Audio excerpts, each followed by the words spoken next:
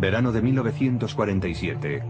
El oficial Philip Corso está de servicio en la base militar de Fort Riley, Kansas, cuando en una misión de patrulla encuentra algo que cuestiona los fundamentos de la historia.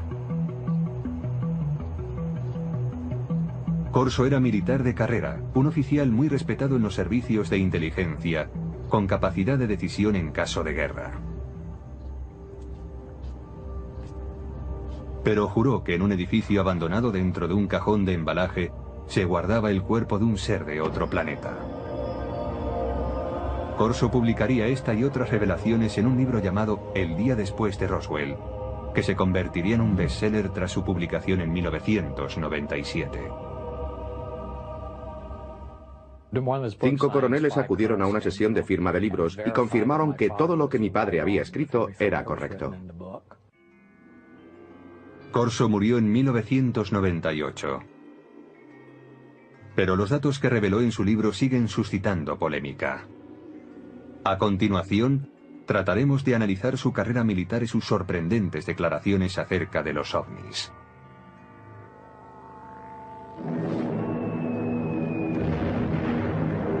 ...1942, el año siguiente al ataque de Pearl Harbor.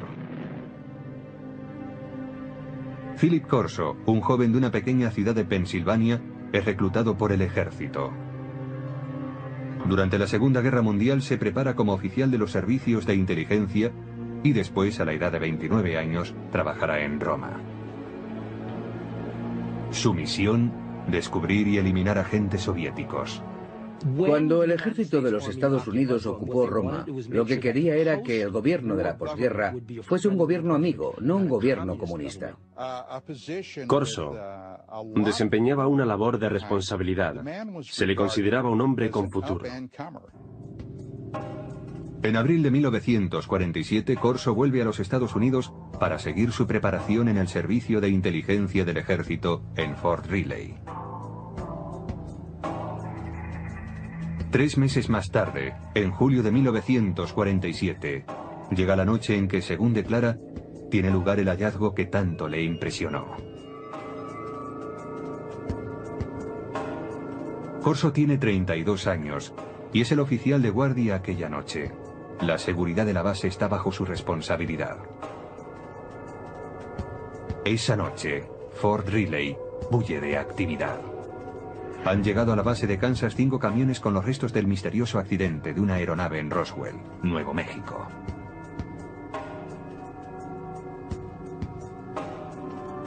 Corso, como oficial de inteligencia, está intrigado por el cargamento.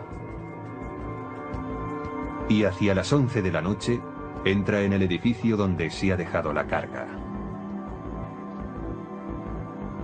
Un policía militar le confiesa que ha mirado en uno de los cajones que formaba parte del cargamento y que no puede describir lo que ha visto.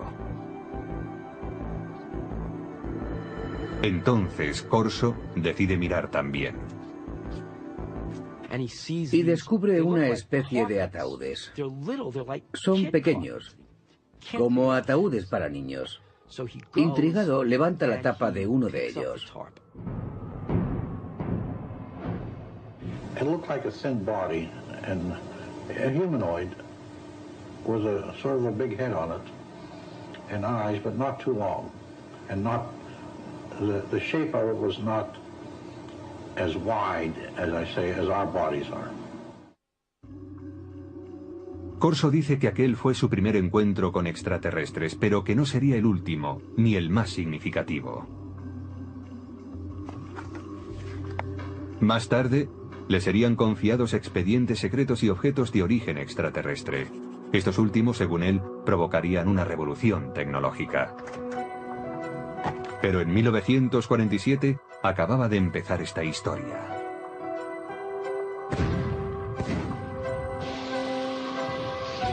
La Guerra de Corea, iniciada en 1950, abre un paréntesis en las reflexiones de Philip Corso sobre seres extraterrestres.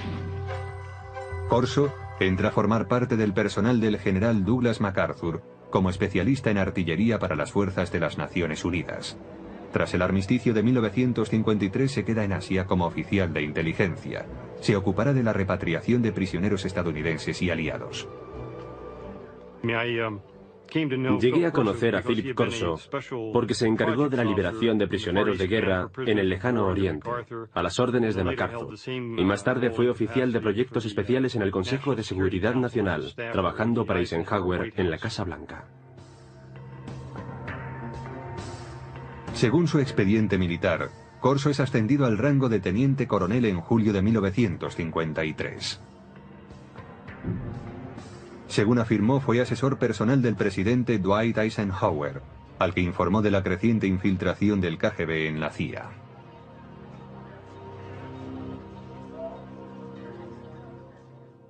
Y Corso se quejaba de esto ante Eisenhower en el Consejo de Seguridad Nacional. Corso declara también que Eisenhower le premió otorgándole la comandancia de un batallón. Los archivos militares confirman que fue nombrado comandante de un batallón de artillería en el campo de misiles de Red Canyon.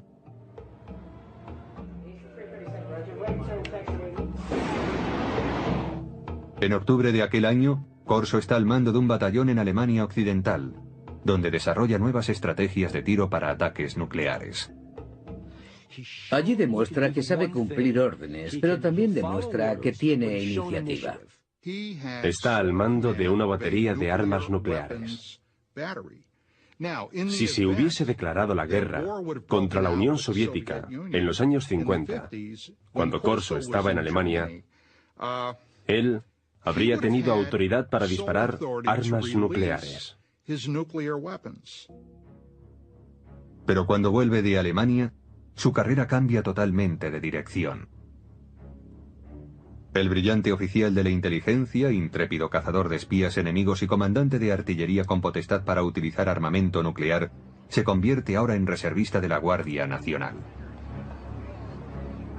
En octubre de 1960, Corso está prácticamente retirado. Es asesor a tiempo parcial en una base de la Guardia Nacional en Maryland. Se podría decir que alguien no estaba satisfecho con él. No tuvo la recompensa merecida. Pero algunos creen que Corso está siendo reservado para su cometido más importante y secreto. Hay una mano oculta que dirige su carrera. Es la mano de Arthur Trudeau. Philip Corso tiene un poderoso protector en el teniente general Arthur Trudeau. Graduado en West Point, en la promoción de 1924, Trudeau es considerado un oficial progresista y admirador de la alta tecnología. En la época de la Guerra Fría es el primero en proponer una formación tecnológica para los oficiales de la inteligencia, y en 1958 es nombrado director del área de investigación y desarrollo del ejército. Cuando Trudeau tiene ocasión de nombrar a un adjunto, recurre a Corso, y así se inicia la etapa de este último en el área de investigación y desarrollo. General called me and said, "Don, establish Foreign Technology Division, and you're the chief of it. And you got an office down next floor under me." Hasta ese momento de su carrera, la trayectoria de Corso en el ejército es fácilmente verificable examinando los archivos militares. Trabajó en el Pentágono. Allí estaba su despacho, así consta. Y lo hizo para el general Trudeau, que le conocía bien, de eso no hay duda. Pero desde que empezó su labor en el Pentágono, el rastro de su carrera es más difícil de seguir y también es más difícil confirmar sus declaraciones. Corso escribió que su trabajo en el Pentágono incluía el análisis de los avances militares extranjeros como el armamento para helicópteros desarrollado por los franceses o el caza de despegue y aterrizaje vertical del ejército británico. Dicha tecnología sería invertida por los estadounidenses. Los militares han desarrollado a lo largo de los años una serie de proyectos dirigidos a copiar dispositivos tecnológicos provenientes del extranjero. Así, una de las tareas de Corso era acceder a esa tecnología extranjera, como la francesa, e invertir su ingeniería. Si se descubría algo bueno, era incluido en los planes tecnológicos propios. Invertir la tecnología enemiga resultó algo habitual en la época de la Guerra Fría. Los soviéticos utilizaron los aviones Sabor capturados de los norteamericanos para invertir su tecnología, y los Estados Unidos utilizaron los MiG capturados para invertir la ingeniería soviética. La tarea de Corso implicaba estudiar la tecnología extranjera, pero su trabajo cambiaría pronto. Poco después del 20 de julio de 1961, dice Corso, el general Trudeau le llama a su despacho y le adjudica una labor sorprendente: examinar la tecnología de la nave extraterrestre que se estrelló en Roswell, Nuevo México, en 1947.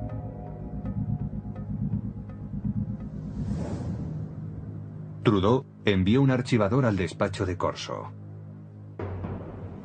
Según este, el archivador guardaba pruebas de diferentes visitas de extraterrestres a la Tierra, así como de su tecnología que afirmaba sería utilizada para desarrollar la nuestra.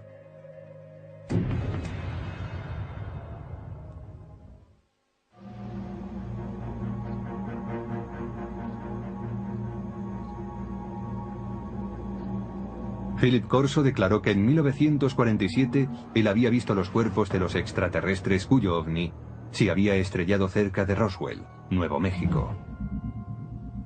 La descripción de Corso coincide con la de aquellos que se declararon testigos del accidente.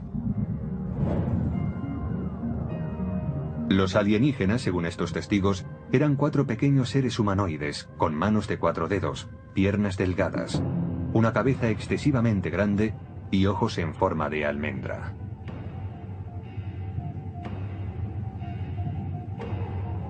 Dichas descripciones aparecen supuestamente en los documentos clasificados por los investigadores del gobierno. Hasta el día de hoy, dichos documentos no han sido autentificados.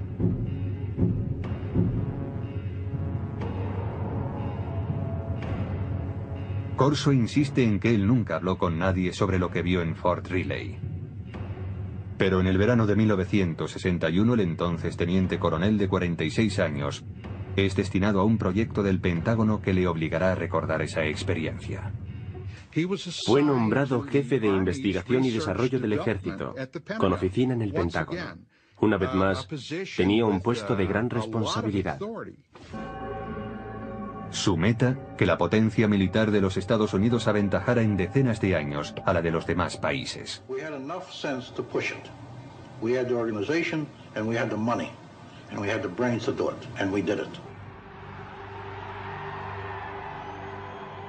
Durante la época de la Guerra Fría, dice Corso, preocupaba mucho al gobierno que los rusos llegasen a tener acceso a los materiales extraterrestres o, lo que era aún peor, que los alienígenas utilizaran su superior tecnología para invadir la Tierra. Según Corso, un armario archivador contiene los extraordinarios utensilios hallados en Roswell.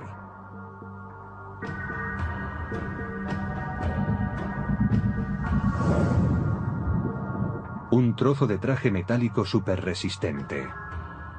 Corso afirma que quizás sirviera para proteger a los alienígenas.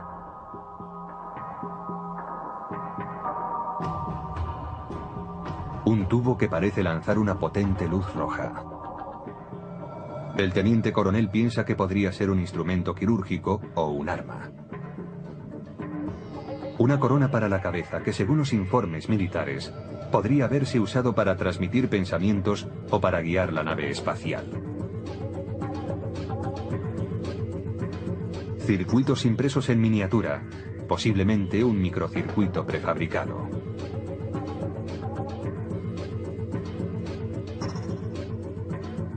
Un cable flexible que podría haber transmitido luz. Y una lente para ver en la oscuridad, supuestamente extraída del ojo de un extraterrestre. Para identificar tan extraños objetos, Corso declara haber estudiado con detalle documentos clasificados del gobierno referentes a la tecnología extraterrestre supuestamente encontrados en Roswell. Según dichos informes, algunos de los más destacados científicos del mundo, hombres como Werner von Braun y J. Robert Oppenheimer, accedieron al lugar del accidente en Roswell. Corso dice que el teniente general Trudeau le autorizó a confeccionar la lista de hombres que incluiría en su equipo. You will put on that team anybody that you want. Engineers, scientists, and even I told the Germans. Told them I'll take a couple of Germans too, in addition to the US scientists. Basándose en la cuidadosa lectura de los informes Roswell, Corso declara haber desarrollado su propia teoría sobre cómo podría funcionar la nave extraterrestre. Lo que decía Corso era que la nave no era un platillo volante. No vino volando, sino que lo hizo saltando en el tiempo. Decía que eso era todo lo que sabía, que había una especie de onda alrededor de la nave, que hacía suponer que se trataba no de una nave espacial, sino de una máquina del tiempo. Y la razón es que para recorrer tan enormes distancias, tenía que abandonar lo que nosotros conocemos en física como un continuum espacio-tiempo, desprenderse de eso y aparecer repentinamente en otro lugar. En las notas personales de Corso hay dibujos que detallan sus conceptos. Corso especula con que la nave extraterrestre fuese manejada mentalmente por un mecanismo encajado en el cráneo del alienígena.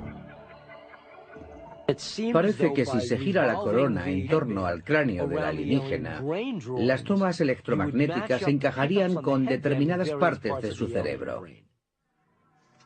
Una vez concluida la investigación, Corso decide que está preparado para ir más allá. Su aplicación.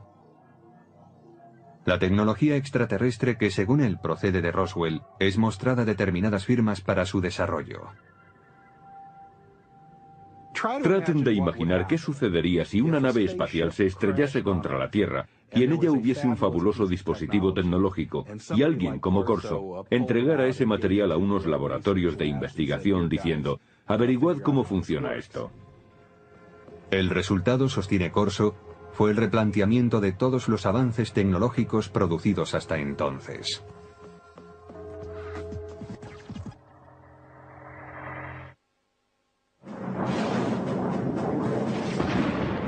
En la década de 1960, la potencia militar estadounidense está plenamente entregada a la Guerra Fría. El teniente coronel Philip Corso quiere usar en su apoyo la tecnología extraterrestre. A finales del verano de 1961, empieza a ponerse en contacto con laboratorios de armamento militar para tratar la cuestión. Los laboratorios del ejército también tenían científicos civiles, y aunque tenía que permitirles el acceso al material clasificado, Phil Corso se sentía muy cómodo trabajando con científicos civiles. Además, todas las autorizaciones formales corrían a cargo de los laboratorios. En Estados Unidos existen numerosos laboratorios de alta tecnología donde científicos civiles trabajan en proyectos militares. Los Álamos, sede del proyecto Manhattan, quizás sea el más famoso. Pero en 1961, Fort Belvoir, en Virginia, desarrollaba en secreto un proyecto para conseguir la visión nocturna. Corso declara que este sería el primer laboratorio al que recurriría. Para que aquellos objetos fueran analizados debidamente, no podía llevarlos a un taller de reparación de radio. Debía llevarlos a algún lugar de suficientes garantías. Según Corso, los testigos de Roswell declararon que la nave extraterrestre usaba una tecnología muy avanzada que permitía la visión nocturna. Si alguien entraba en la nave y miraba hacia afuera, veía el exterior tan nítidamente como si fuese de día, aún en plena noche. También hay, según Corso, una lente extraída del ojo de un extraterrestre que tiene la propiedad de aumentar la intensidad de la luz. Nadie sabe relacionar ambas cosas, dice Corso, pero todo el mundo es consciente de su valor potencial.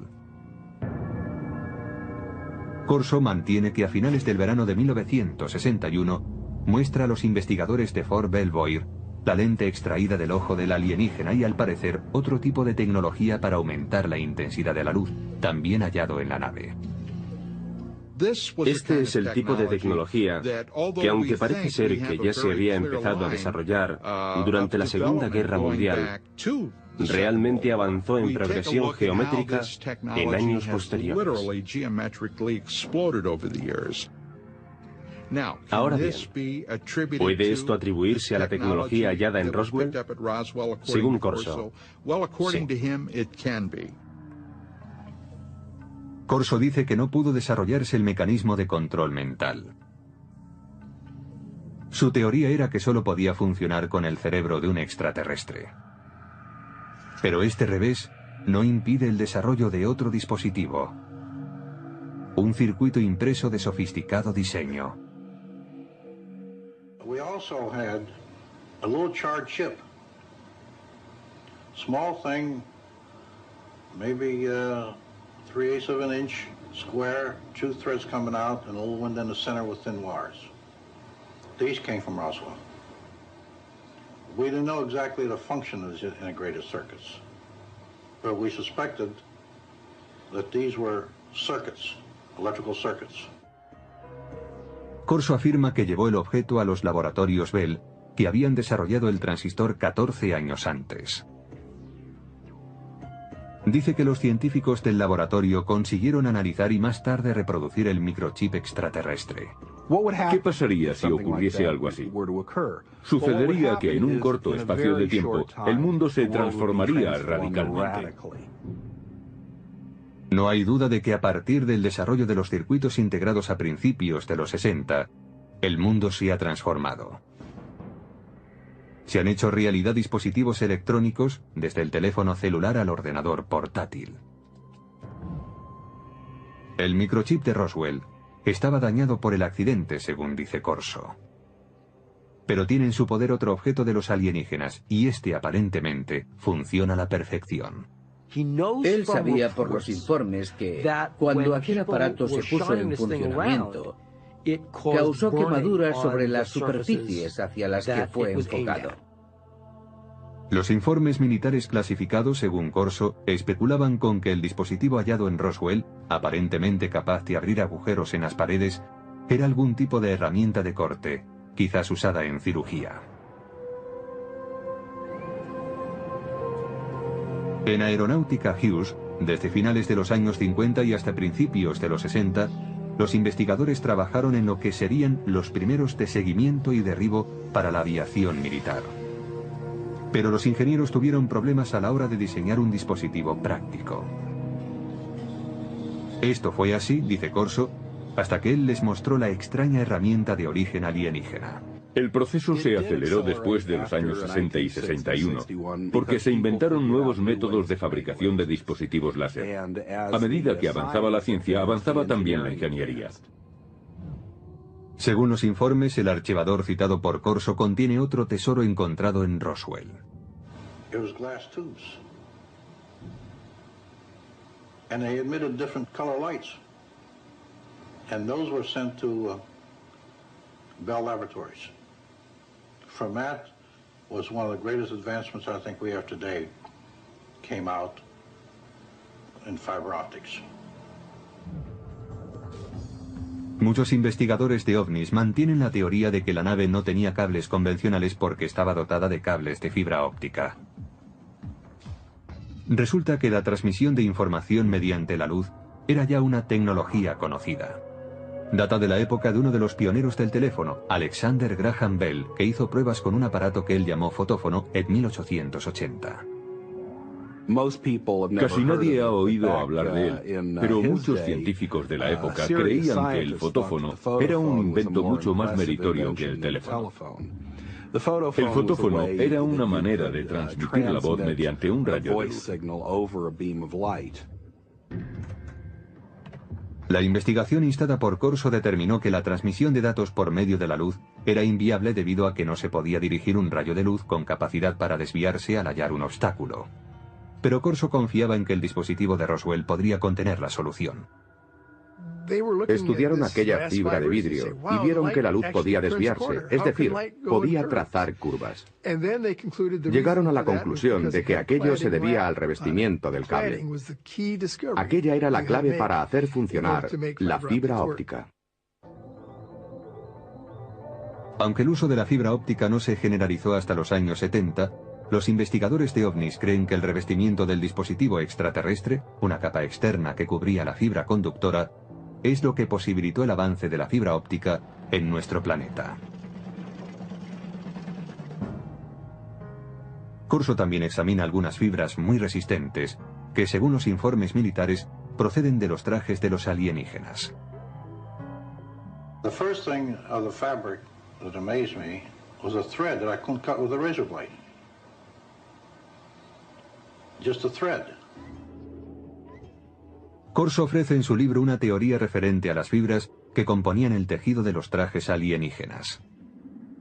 El cuerpo de los extraterrestres, posiblemente de materia más vulnerable, estaba protegido por la gran resistencia de un tejido que, en cierto modo, formaba un escudo. Y según Corso, no se vestían con él, sino que lo tejían a su alrededor. Es decir, lo hilaban como un capullo de seda. Corso se pregunta si estas fibras tan resistentes tendrían aplicación como material antibalas para ser usados por los cuerpos de seguridad y por el ejército. Corso asegura que el ejército intentó llevarlo a la Universidad de Colorado para tratar de fabricar dicho material. A mediados de la década de los 60 hubo grandes avances en cuanto a tejidos resistentes. Usaban la tecnología de los polímeros, el tipo de moléculas que, decía Corso, estaban presentes en el tejido extraterrestre. En 1965 se inventa el Kevlar, un tejido que se usaría en chalecos antibala. Una prueba más, según Corso, del impacto de la tecnología extraterrestre.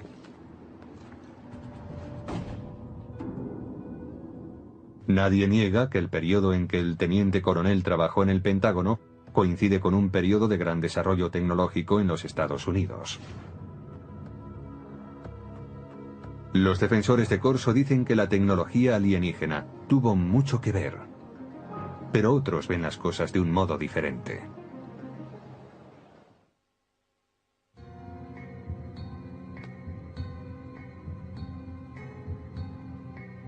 En su libro El día después de Roswell, el teniente coronel Philip Corso declara haber introducido la tecnología extraterrestre hallada tras el incidente de Nuevo México en la agenda de los militares estadounidenses. Pero otros afirman que los avances científicos de los años 60 no fueron obra de un héroe, ni se debieron a la ayuda extraterrestre. Resulta simpático pensar en un héroe que nos conduce a un mundo de avanzadas tecnologías adquiridas de platillos volantes. Pero después de trabajar en numerosos programas de investigación y desarrollo, puedo asegurar que no es esa la forma en la que avanza la tecnología. Por ejemplo, en un programa aeronáutico de propulsión nuclear, empleamos 3.500 personas, 1.100 de ellas eran ingenieros y científicos. Gastamos $100 millones al año. Esa es la clase de trabajo que se hace para desarrollar una nueva tecnología. Dice Corso que el uso del láser pasó de la teoría a la práctica después de que los científicos examinaran el objeto encontrado entre los restos del accidente de Roswell. Pero para los historiadores, eso es ciencia ficción. El láser es un buen ejemplo para aclarar que un invento no surge de la noche a la mañana. No se produce porque a un científico le llegue la inspiración, baje a su taller del sótano y 15 minutos después obtenga un rayo láser. En realidad, el estudio del láser empezó en 1951, cuando un físico de la Universidad de Columbia estaba dando un paseo por Washington. Aquel físico era Charles Townes. Me desperté pronto aquella mañana, preocupado por no haber llegado a ninguna conclusión. Después del desayuno salí a dar un paseo por el parque. De pronto pensé, un momento, podemos disponer de toda una colección de moléculas, todas ellas activadas con un exceso de energía. Me puse a hacer números y comprobé que podía hacer que aquello oscilara. Necesitó 2 años y $50.000 de subvenciones gubernamentales antes de presentar un prototipo de láser de microondas, aunque escasamente operativo. El primer dispositivo láser utilizaba microondas, no luz. La versión emisora de luz no estuvo operativa hasta 1960, 9 años después de que el profesor Townes iniciara sus investigaciones. En cuanto a la aportación de los alienígenas... No, los extraterrestres no tuvieron nada que ver con la tecnología del láser y en realidad yo tampoco. No creo que los extraterrestres nos hayan dado ninguna información. Mientras que el desarrollo del láser se produjo con lentitud, los circuitos integrados avanzaron rápidamente. Pero el mayor logro de los científicos vino mucho después de que Corso se jubilase. El verdadero avance tuvo lugar en 1971, cuando un hombre llamado Tim Hoff introdujo un microprocesador en una pieza de silicona, una computadora en un chip. Lo que sucede básicamente en un circuito integrado es que controlamos el flujo de electrones, o en ciertos casos, la ausencia de electrones. Ted Hove, conocido como el arquitecto del microprocesador, empezó a trabajar con circuitos integrados en 1968. Hove refuta la declaración de Corso según la cual un chip alienígena hallado tras el accidente de Roswell hizo posible una versión terrestre. En un accidente, se puede suponer que se han producido daños, y estos daños pueden hacer aún más difícil el análisis de un objeto. Incluso cuando se dispone del objeto, se necesita un contexto. Quien haya visto este objeto en aquellos días, sin un contexto en el que enmarcarlo, en otras palabras, sin saber para qué servía, tendría incluso menos posibilidades de entenderlo. Hove dice además que para reproducir un circuito integrado, como Corso dice que se hizo en 1961, habría sido necesario un microscopio electrónico de exploración, el cual no se inventó hasta 1966. Incluso si se observan hoy en día estos objetos, su resolución es tal que los microscopios ópticos ordinarios no podrían apreciarla. Haría falta algo más sofisticado. No creo que en aquel tiempo nadie hubiese podido imaginar qué cosa era aquella. Philip Corso dice también que el cable de fibra óptica extraterrestre inspiró a los científicos. Pero los científicos no apoyan su afirmación, porque la fibra óptica requirió una confluencia de tecnologías que fueron apareciendo a lo largo de décadas. La idea empezó a ser realmente interesante en 1965, cuando el láser ya estaba disponible. Alguien supuso entonces que se podía dar un uso comercial a la fibra óptica. Y así, poco después, el proyecto fue abordado por un trío de inventores en Corning. Consiguieron por fin fabricar fibra óptica en 1970. La luz de un láser mejoraba la fuerza de la señal. El equipo de investigadores de Corning Glass creó una forma de sílice fundido. Este purísimo material de vidrio era capaz de transportar 65.000 veces más información que el hilo de cobre. La fibra óptica ya era algo interesante desde el punto de vista comercial, 10 años después de que Corso proclamara haber acelerado la tecnología. Ese fue el verdadero logro de Don Deck, Peter Schultz y Bob Maurer. Encontrar esa forma tan innovadora de fabricar vidrio. Corso declaró también que su secreto había inspirado un salto cuántico en la tecnología de la imagen. Pero los expertos afirman que la tecnología para convertir la noche en día también llevaba décadas desarrollándose. El proceso fue evolucionando paulatinamente. Había empezado allá por 1940, cuando se suministraron a los ejércitos aliados, en la Guerra del Pacífico, pantallas de radar con intensificación de imagen. El primer dispositivo de visión nocturna empleaba la formación de imágenes térmicas. Desarrollado por los alemanes durante la Segunda Guerra Mundial, convertía energía calorífica en un espectro visible usando una luz infrarroja y un receptor. Más tarde, a principios de los 60, William Spicer, un investigador del Departamento de Defensa, creó un mecanismo para la intensificación de la imagen. Los científicos de Fort Belvoir se basaron en sus trabajos. La intensificación de imagen no requiere luz adicional. Funciona como un receptor de radio para ondas lumínicas, amplificando la luz existente.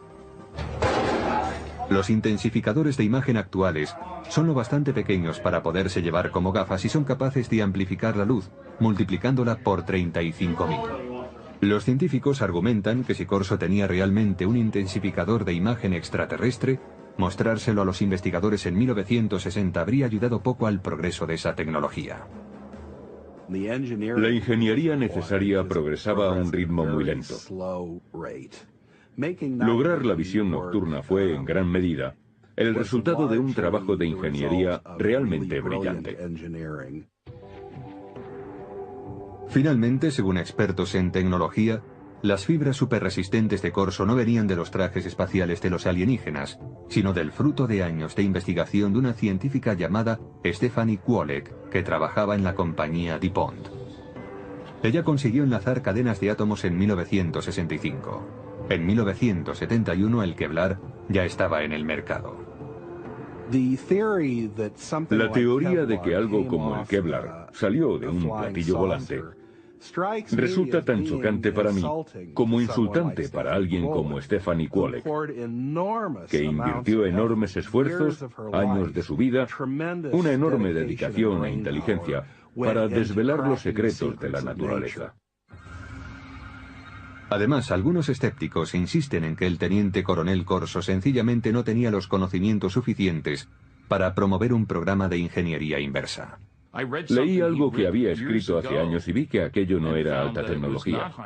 Yo he trabajado para General Electric, Westinghouse, General Motors, TRV System, McDonnell Douglas y junto a muchos científicos.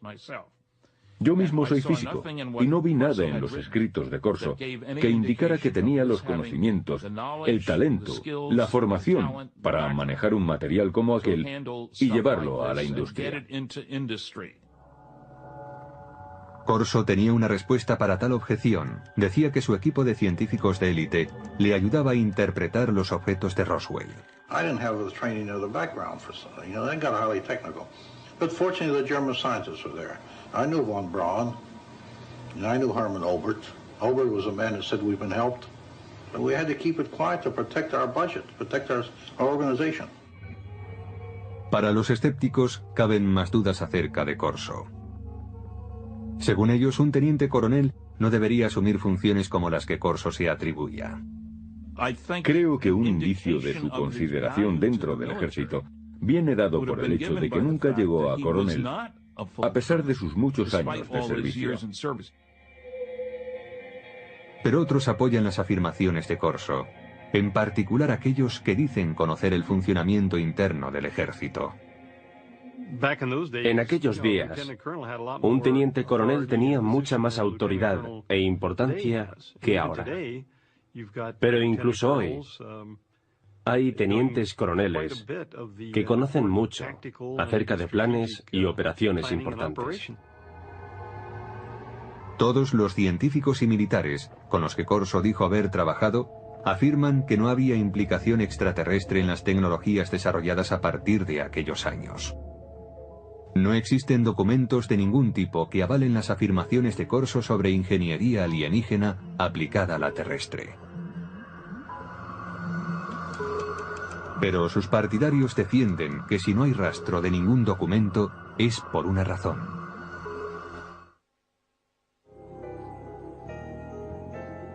Quienes creen que una nave extraterrestre se estrelló cerca de Roswell, coinciden en una cosa: el gobierno ocultó sistemáticamente la verdad.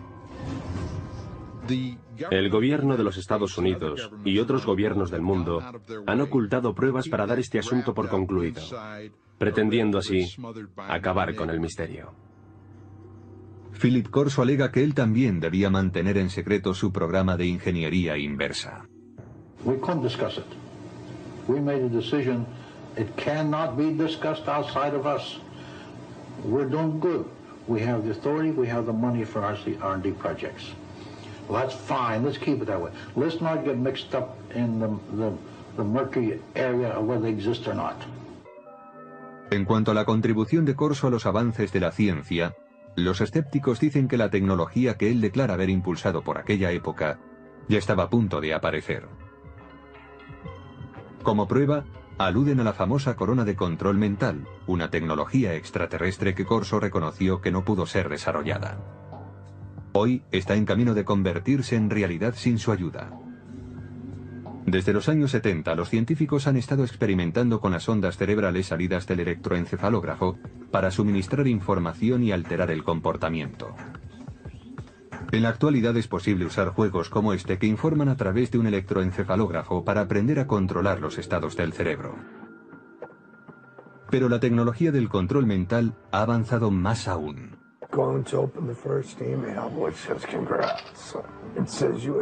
En 2004, la FDA autorizó a los investigadores para experimentar con unos diminutos implantes cerebrales, diseñados para que las personas discapacitadas pudiesen controlar un ordenador con su pensamiento.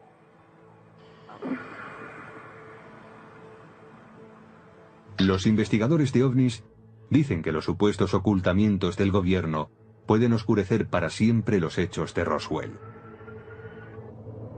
Y en consecuencia, oscurecer también la verdad sobre si la tecnología extraterrestre contribuyó al desarrollo de la fibra óptica, los tejidos superresistentes, el láser, los circuitos integrados o la intensificación de imágenes. Hay gente que cree que los extraterrestres intervinieron, por ejemplo, en el 3500 a.C. en Egipto, para ayudar a los egipcios a construir pirámides. Pero los egipcios del año 3500 a.C.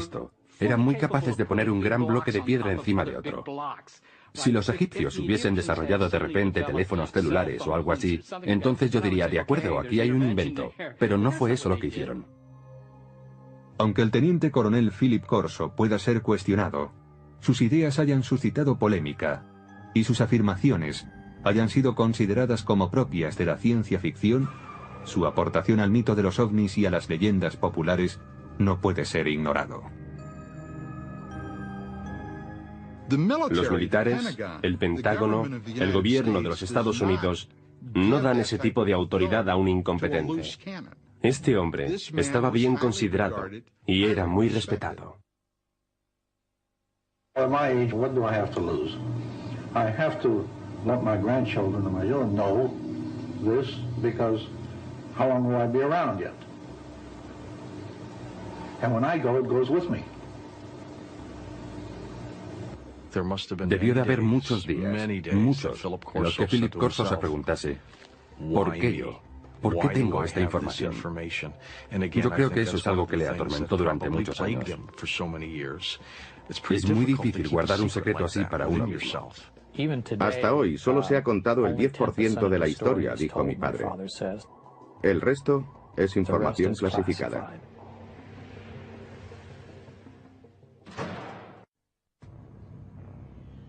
Julio de 1947, Roswell, Nuevo México.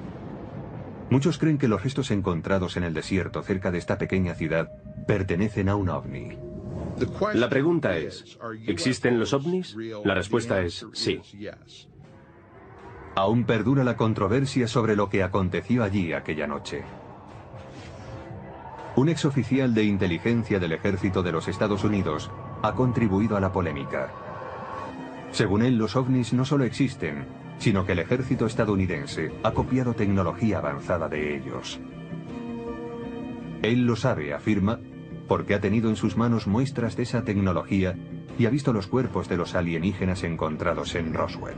The humanoid type body came from the Roswell area where there was a crash in 1947. ¿Por qué debemos creerle? ¿Por su rango? ¿Por los años de servicio al país y por su reputación? Pues era considerado uno de los militares más brillantes en su especialidad. ¿Quién es este individuo? ¿Qué dijo en el pasado? ¿Cuáles de sus predicciones se han cumplido? Según las palabras del teniente coronel Philip Corso, él era el responsable de que la tecnología extraterrestre llegara a los laboratorios militares y a los científicos civiles, quienes se valieron de ella para fabricar dispositivos láser, fibra óptica, circuitos integrados, gafas de visión nocturna y chalecos antibalas. Estudiamos platillos volantes que se han estrellado o que han sido derribados y tratamos de averiguar cómo funcionan. Muchos niegan que la tecnología extraterrestre haya sido el motor de la industria militar. Es una forma peculiar de confiar en la ingenuidad humana. Supe que Philip Corso no decía la verdad gracias a una serie de cosas. ¿Será la historia de Philip Corso fruto de su fantasía y su ambición? ¿O la confirmación de que en Roswell se estrelló un ovni en 1947? ¿Se inició realmente gracias a ese hecho un programa militar secreto que incorporaba la tecnología extraterrestre a la industria armamentística?